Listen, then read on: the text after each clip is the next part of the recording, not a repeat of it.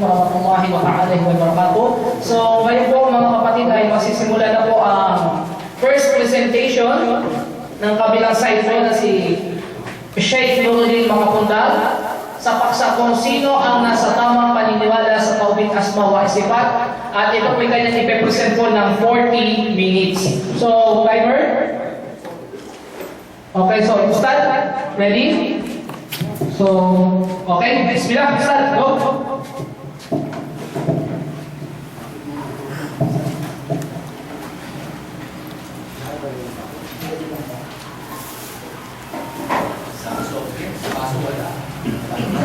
Nagugat ko, bro.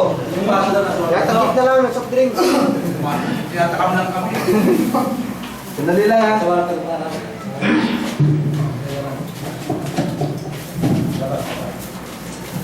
أعوذ بالله من الشيطان الرجيم بسم الله الرحمن الرحيم الحمد لله المنفرد بالإرادة والتدبير والمنزه عن التشبيه والنظير ليس كمثله شيء وهو السميع البصير له الأسماء الحسنى والصفات العلى وهو العلي الأعلى يعلم خائنة الأعين وما تخفي الصدور. أما بعد، اللهم صل وسلم على سيدنا وحبيبنا محمد وعلى آله وأصحابه أجمعين. أما بعد،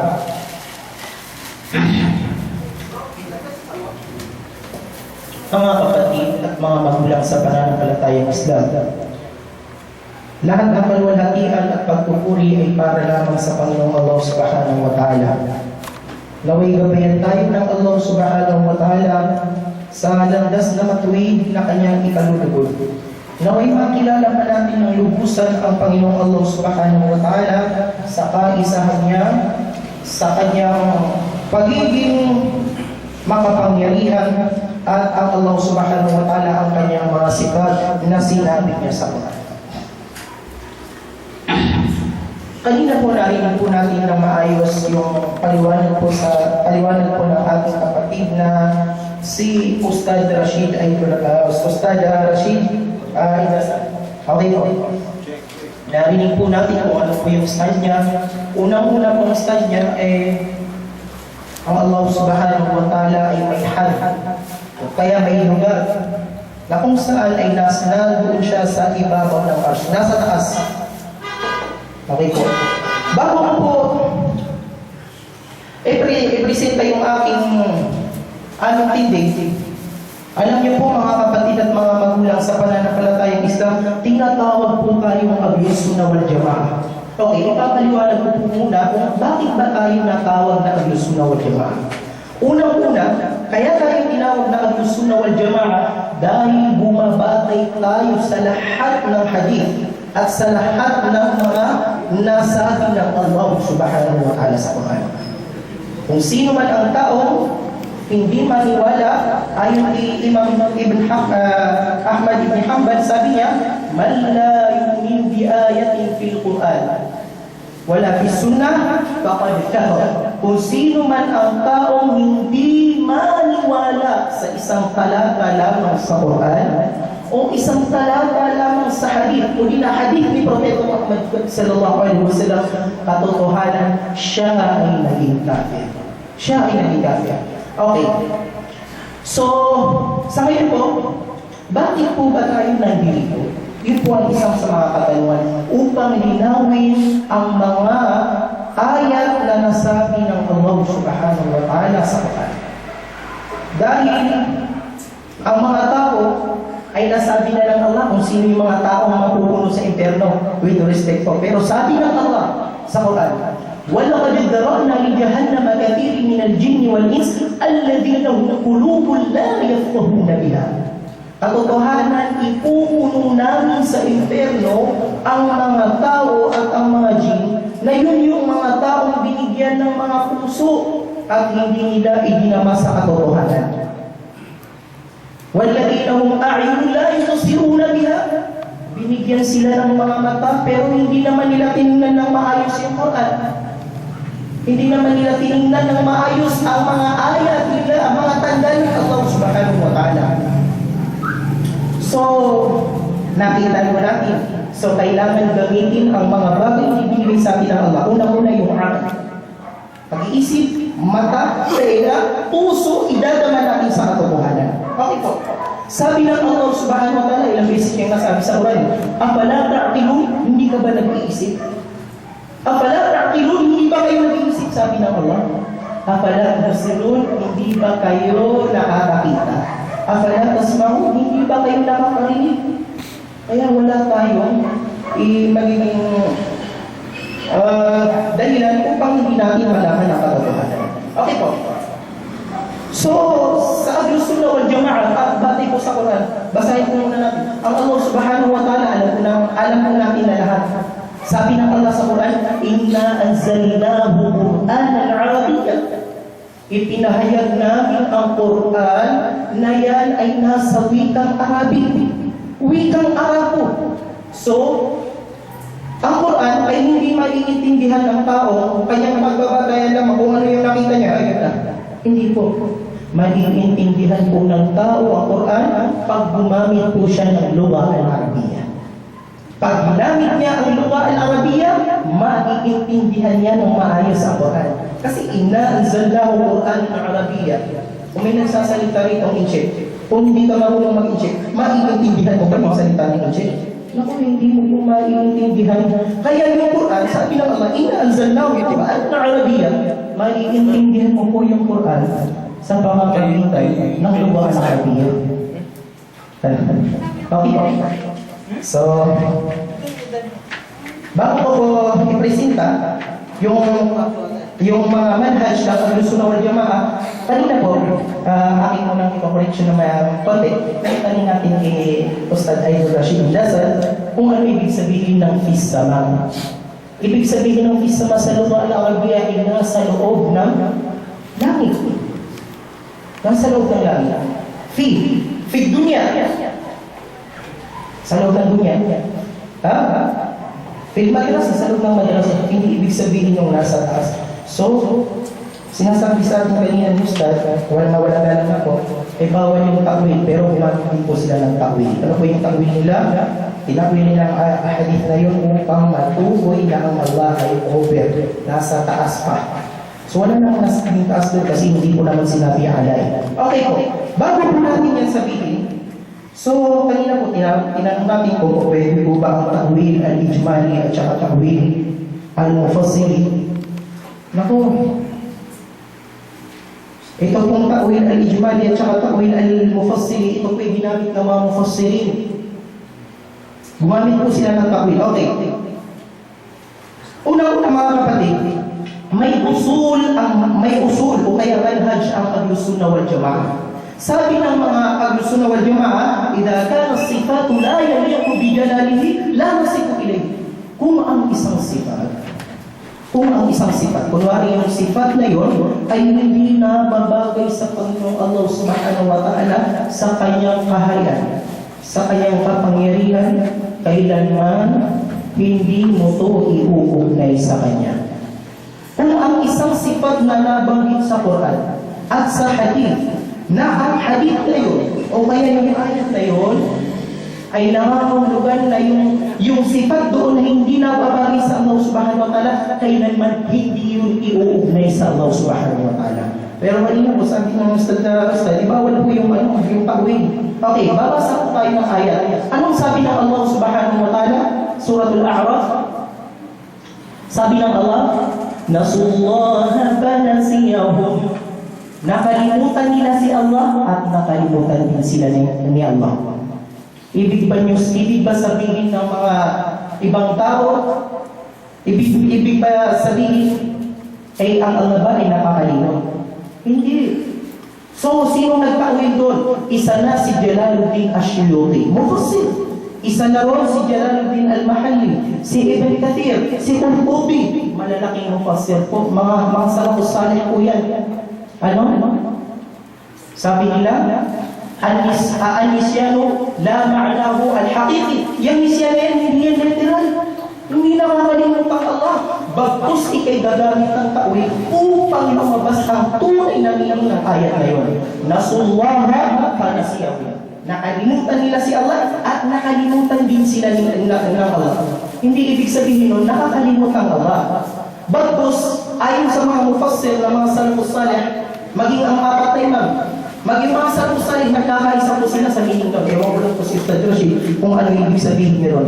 Ano po ang ibibigay niya ng meaning?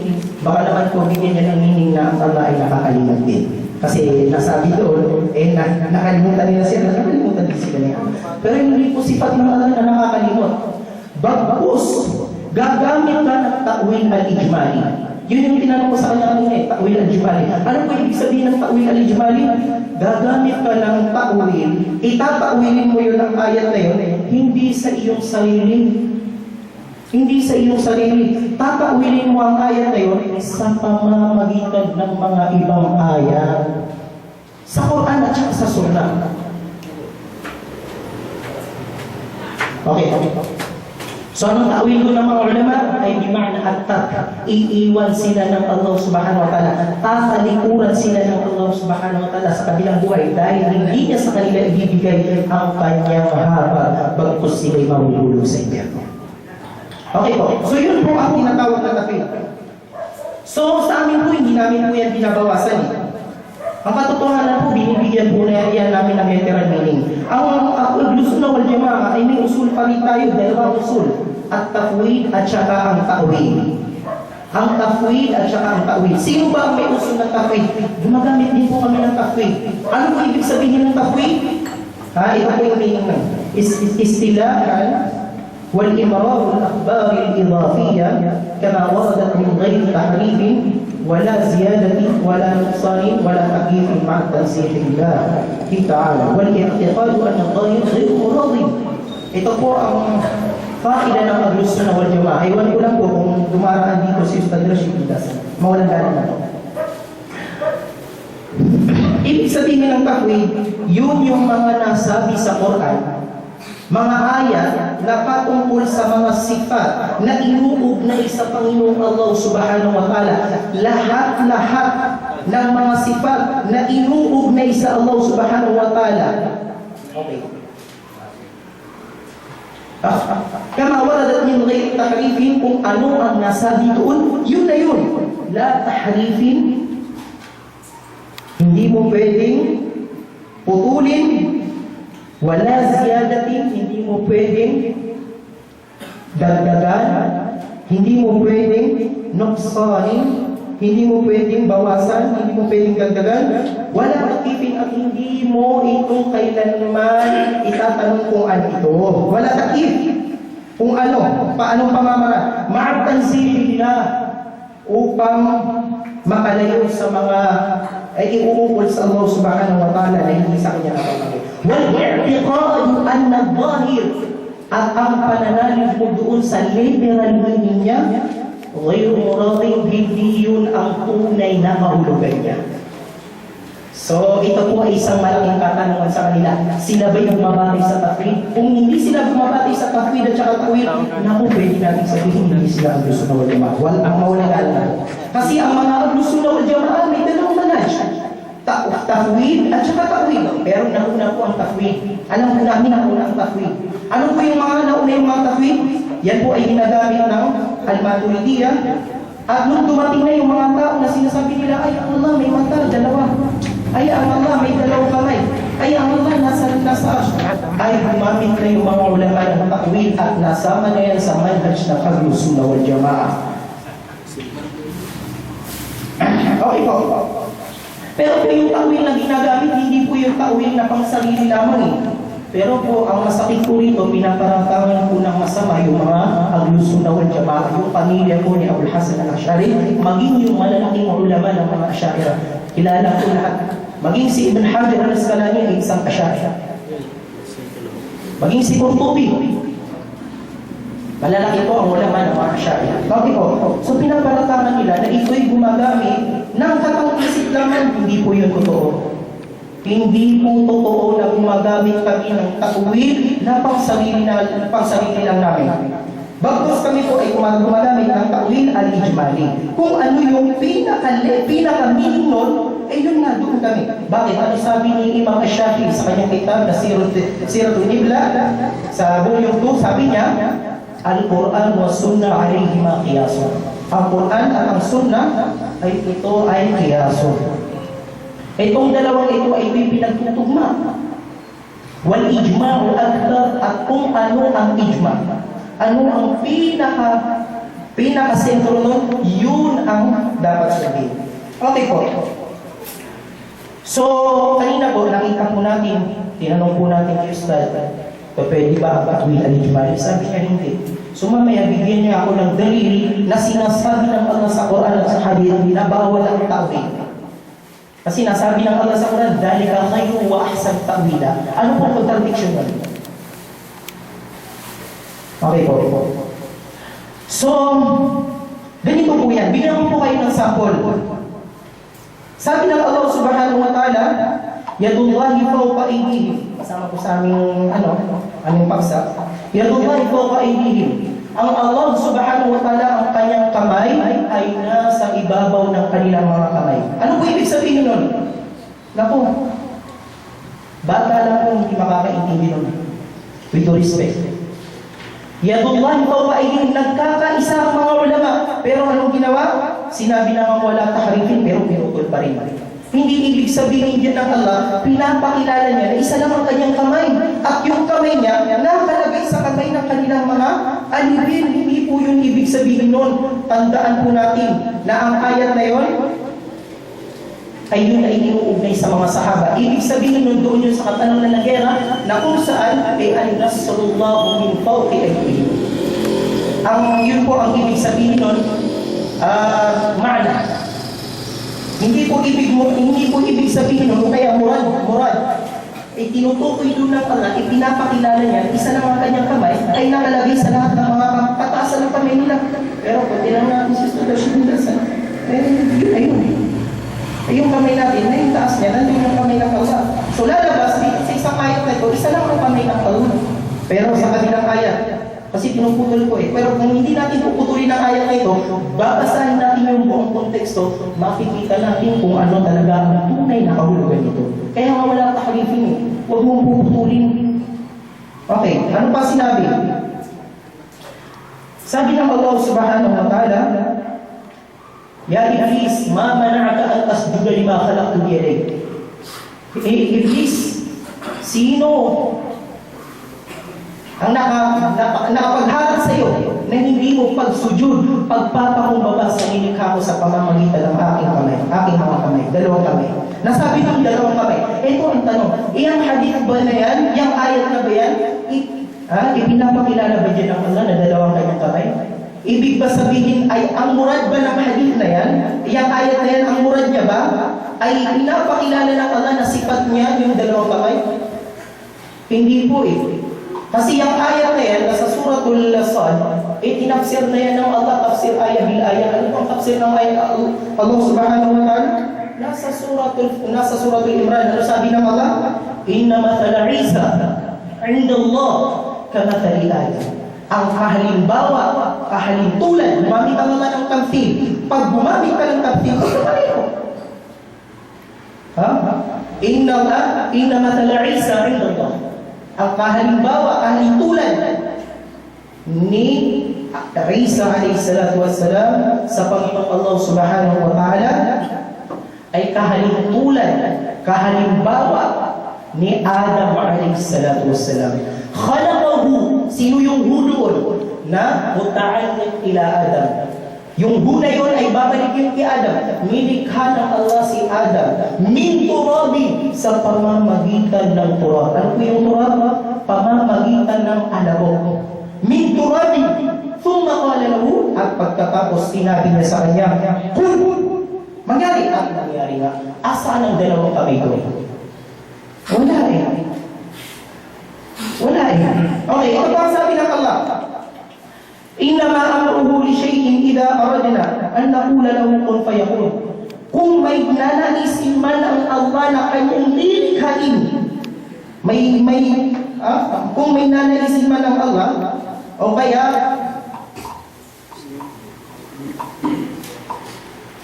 Kung may nanaisipan ng Allah subhanahu wa ta'ala na kanyang lilikhain, ila aradnahu, magugustuhan namin lilikhain namin ng isang bagay, an naqula lahu kun fayakun, sasabihin lang namin yung kun at mangyayari ng isang bagay. So yan po ay isa sa mga sifat ng Allah. Pag sinabi mo na ang Allah subhanahu wa ta'ala ay ang Allah subhanahu wa ta'ala ay lumilikha sa pamamagitan ng dalawang kamay lamang, gumagamit ng siya ay lumilikha sa pamamagitan ng kamay, ay mawawala itong sinabi ng Allah. Pag may nalaisip man kami, alam mo, sasabihin natin yung kun, mangyayari nga. Ano ang sabi niya? May hadith na hadith Qudsi na kineto ni Tirmidhi. Sabi niya, aqa'i palamun wa adabi palamun. Ang lahat ng nanaisip ng Allah subhanahu wa ta'ala na kanyang lilikay sa pamamagitan lamang ng salita. Wa adabi palamun. At ang kanyang mga parusahan ay sa pamamagitan lamang ng salita. So mayroon pa po, dalawang kamay na po nasabi dito. Ito pa po, tingnan po natin. Awalam yaruddu, babasa na po tayo ng talata na nagpapatunay na ang Allah maraming kamay. Asan po ba ang totoo nito? Okay po. Mamaya po sagutin ni Ustad. Innama yaruddu.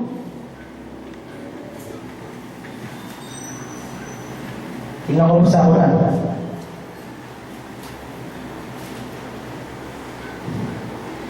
Sabi ng Allah subhanahu wa ta'ala sa Suratul Yasin.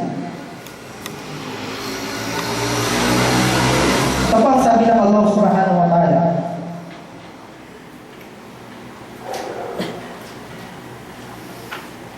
Awalam yaraw anna khalaqna lahum mimma 'amilat aydina, hindi mo ba nakikita? Hindi mo ba napapamamasdan, sabi ng Allah, yung mga nilikha namin sa pamamagitan anna khalaqna mimma 'amilat, na ginawa namin sa pamamagitan ng aming mga kamay. Awalam yaraw anna khalaqna lahum, at totohanan, hindi mo ba nakikita na pagmamasdan, na katotohanan, nilikha namin sila. Lahum, nilikha namin sa kanila, mimma 'amilat aydina, yung lahat ng bagay na ginawa namin sa pamamagitan ng aming mga kamay.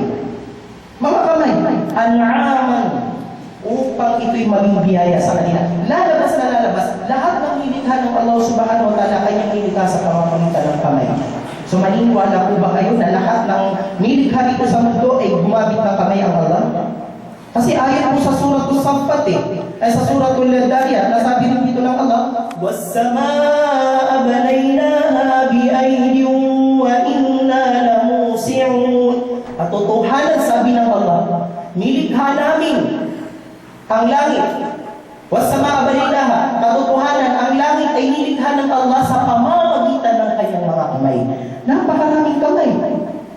Was-samaa'a banaynaha, katotohanan, nilikha ng Allah subhanahu wa ta'ala ang mga langit sa pamamagitan ng kanyang mga kamay.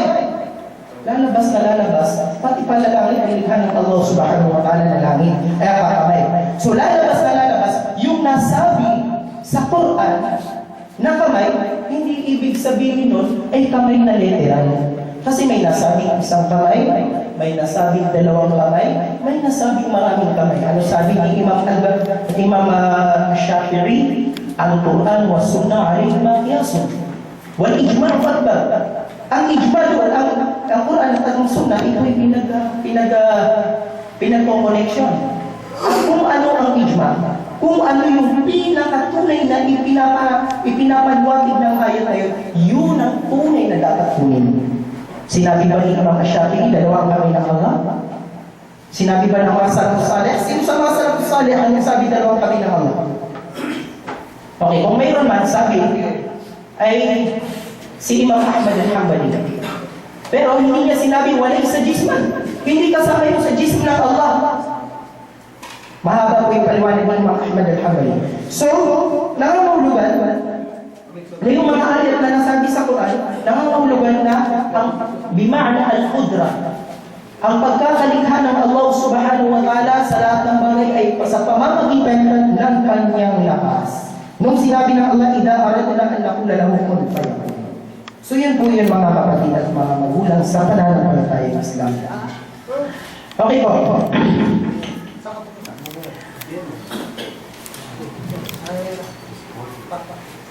So yun po ang kahulugan ng kamay. Kasi po, inuna-una po yung kamay. Pero before natin yan talakayin yung mga iba, isasabihin muna natin itong latauwiling. Ano po ibig sabihin ng latauwiling? Sino po ba ang tumatawil?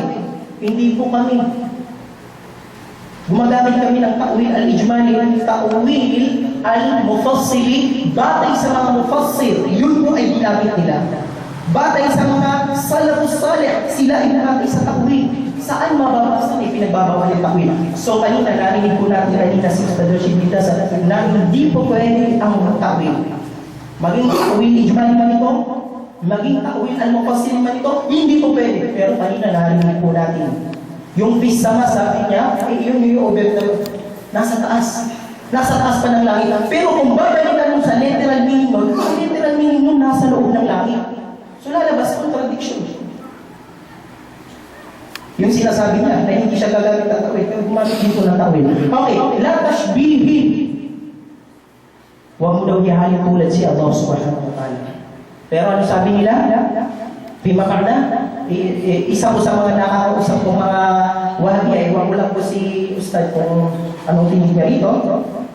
At saka sa mga Salafiya na nakarinig ko po, o nagalang na po, ay ang Allah daw ay may dalawang kamay na nababagay sa kanyang dada. Nababagay daw sa kanyang dada. So hinahintulad nila ang Allah subhanahu wa ta'ala, hindi pa pwedeng isang kamay lang para walang katulad. Kasi minasabi ko sa mga isang kamay. La hawla wa la quwwata illa billah. Subhanallahi amma yasifun. Kaya hindi po ibig sabihin nun, literal meaning. So lalabas na lalabas, gumagamit din sila ng ta'til, tahrif. Pinuputol nila. O kaya pinuputol nila yung ayat, yung tahrif. Ayat lang, yung halak to give, yun ang ginawa. Pero yung buong konteksto, hindi naman yung pinapakilala ng Allah, dalawang kanyang kamay doon eh. Katulad ng nasubaha pa na siyaw, nakalimutan nila si Allah, nakalimutan din sila ng Allah. Hindi pinapaliwanag doon ng Allah, nakakalimot siya. Hindi po. May ta'wil po yun. Okay po. La ta'ifin. Huwag mo daw itatakif, mamaya babasahin ko rito, paano nila sinabi, ang Allah daw nakaupo sa arsh. Ha? Ang Allah nakaupo sa arsh. Ang Allah nasa arsh. Mamaya babasahin po natin. Sinabi po yan ng kanilang mga imam na si Ibn Taymiyyah at saka yung mga iba sa kanila. So mamaya babasahin po natin pagkatapos ang okay. So dito naman lang po tayo sa una sa where is Allah. Bakit po ba kami naniniwala na ang Allah ay without trace? Sabi niya kanina, wala rong mababasang hadith. Ang tanong, pag may nabasa ako, maniniwala ka? Eh meron, sahih pa na hadith. Okay, bago ko po talakayin ito, ilang minutes? Okay. Bago ko po talakayin ito, 20 minutes. okay, bago talakayin ang talakayan ito, eh una-una, eh nagpapaliwanag muna tayo. Ayon sa usulul fiqh, bawal na iugnay mo ang hadith. Gamitin mo ang hadith na dhaif doon mismo sa papaharamin mo ang isang bagay o kaya gagawin mo, pahahalalin mo yung isang bagay, ay hindi pwedeng gamitin ang hadith na dhaif. Dhaif na hadith. Ano pa kaya kung patungkol sa aqidah? Eh nagkakaisa po lahat ng salafus salih. Pag ang isang hadith ay ang itinutukoy nito ay patungkol sa aqidah, pagkilala sa Allah subhanahu wa ta'ala, kung ito ay dhaif, kailanman hindi ito tatanggapin. Hindi ito tatanggapin. So tandaan po natin. Binasa ko kanina sa ating Ustad Rashid yung hadith. Yung wama'ahu jariyah. Qala rajulun ila nabi ja'a rajulun ila nabi sallallahu alaihi wasallam, dumating ang isang lalaki na may kasama siyang alipin na babae. O kaya sabihin na natin batang babae kasi sa isang riwaya batang babae. Okay. Taqala alayya rukbatun, may isa akong alipin. Kung ang tingin mo sa kanya ay siya ay mu'mina, ay palalayanin mo siya, sabi ng lalaki. Kung tataraha mu'mina, U'tiqaha. Kung makita mo siya na siya'y mu'min, papalayain ko siya. Ano sabi ng Propeta Muhammad sallallahu alaihi wasallam sa babae? Ayna Allah. Nasaan ang Allah? Ano sabi ng alipin na yun? Fis sama, nasa langit. Pangalawa, tinanong kay Propeta Muhammad sallallahu alaihi wasallam, man, sino ako? Ano daw sabi ng Propeta Muhammad sallallahu alaihi wasallam? Ano daw sabi ng babae? Anta Rasulullah. Ano sabi ng Propeta Muhammad sallallahu alaihi wasallam? A'tiqha fa innaha mu'mina. Palayain mo siya dahil siya ay mu'mina. Mag-isip-isip nga po tayo. Maniniwala po ba tayo agad-agad